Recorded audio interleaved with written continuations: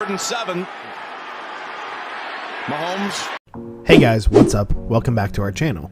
But before we start, I would want you to hit that red subscribe button so that you never miss out on any of our videos. Insane records that were broken during the 2020 NFL season. What happens when you get older players playing in a pass-happy league in the year of a pandemic? More than likely the chance to break a few records. There were one play to explain the 2020 NFL season, one 7-second snippet to summarize 4 record-setting months. It happened in Vegas, and its protagonists weren't superstars or even Pro Bowlers, they were referees.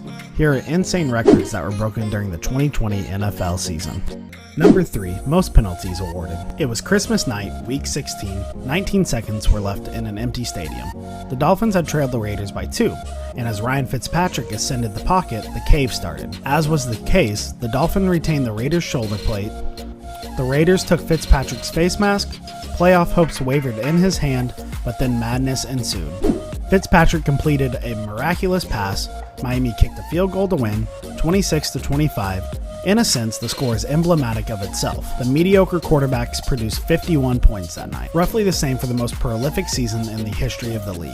NFL offenses set score marks in 2020, yards, first downs, completions, and so many more. Their 49.6 points per game outperformed last season's mark by 4 complete points and smashed the previous record by 2.8. Yet the Dolphins' play was particularly emblematic for another reason. The hold in the face mask, only one was flagged. The former enabled Fitzmagic, and officials ignored it. The latter tacked on 15 yards and enabled victory. The imbalance was the untold football story of 2020. Over the previous 11 seasons, NFL refs enforced 3,272 more offensive penalties than defensive ones, an average of 297 per season. This year, they enforced 52 more defensive penalties than offensive ones. They granted 3,380 net penalty yards to the offense, 13.2 per game, up from 0.8 per game in 2019, and by far the most. And while this isn't the sole reason for the offensive boom, it's definitely one of the reasons, says former NFL VP of officiating Dean Blandino. In fact, it might be the biggest.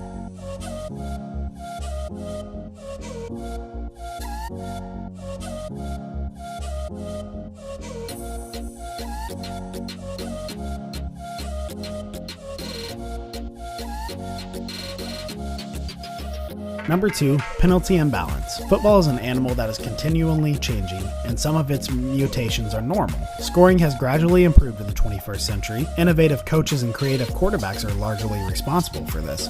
And yes, the new crop of young gunslingers from Patrick Mahomes to Justin Herbert is one of the reasons for the 2020 increase in scoring. But there are other mutants that are artificial. The NFL will change the DNA of football, and that's precisely what it was doing this season. Walt Anderson, NFL Senior VP of Training and Growth Staff, released the latest directive in September.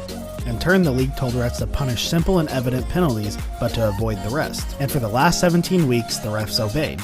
13.1 flags were thrown at each game, down from 16.02 last season. They called 2.14 offensive holdings per game, a sharp decrease from 3.42 to 3.45 in the previous 2 seasons. And the offensive linemen didn't stop holding, they didn't start holding at a lesser rate, Blandino says. Standard changed, and it changed without a lot of discussion or communication as to what it really was going to be. Although it was obvious to experts like Blandino, it was vexing to defensive disruptors. I'm referring to the refs all the damn time, Aaron Donald said in November. I say, you've got to see the call. They say they don't see it. I'm like, man, the guy got me around my waist, caught me, ripped my jersey. Elsewhere, illegal blocks above the waist and offensive pass interference calls have also decreased. Overall, in 4 of the previous 5 seasons, offensive violations had increased from 6.1 per game. By 2020, the average had fallen down to 4.75. The new equilibrium affected the games in countless ways. Meanwhile, the rate of defensive penalties remained largely constant. For the first time in the history of the league, defensive pass interference combined for more yards than any other foul, offensive or defensive. The offense-defense penalty yardage margin, which was plus 0.4 per game over the previous 11 years, increased to plus 13.2. Fewer flags meant less yardage lost, of course, but also more yardage gains on runs and passes aided by holds that went uncalled. When refs get lenient, Blandino explains, teams notice and coach players to take advantage. Players, especially offensive tackles, but even receivers have done just that. But not only did penalty figures plummet, the league-wide sack rate also plunged, and it was approaching an all-time low. Rushing yards hit an all-time high on each attempt. The DNA manipulation of the NFL has very rational and deliberate effect on the sport.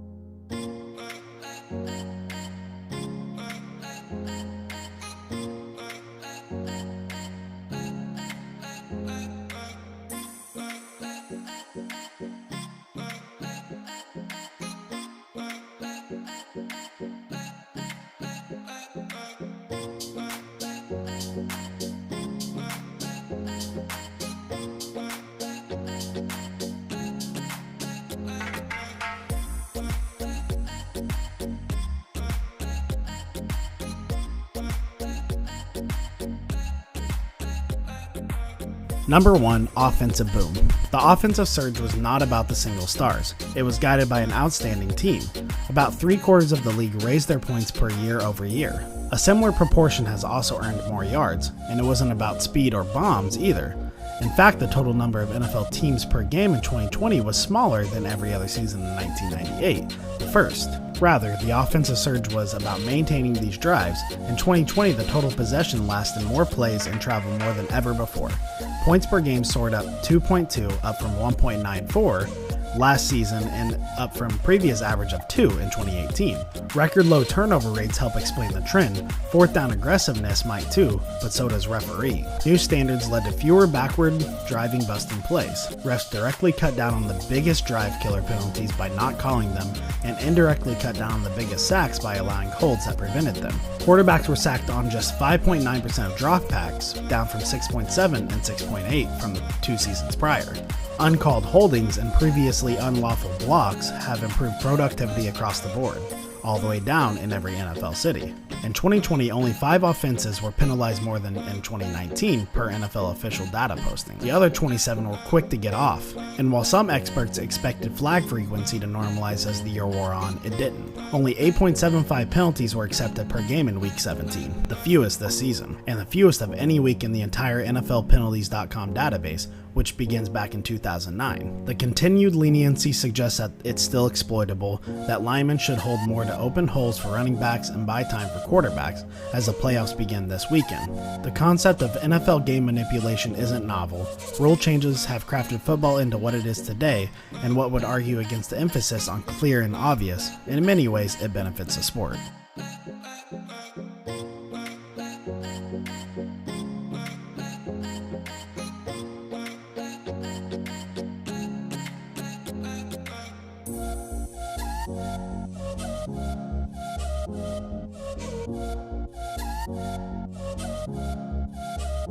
This brings us to the end of our video. I hope you enjoyed it. Hit like if you did, and don't forget to subscribe to our channel so that you don't miss any of our videos in the future. Also, watch the 2 videos that are on your screen because I'm sure you'll love them. With that, I'll see you in the next video.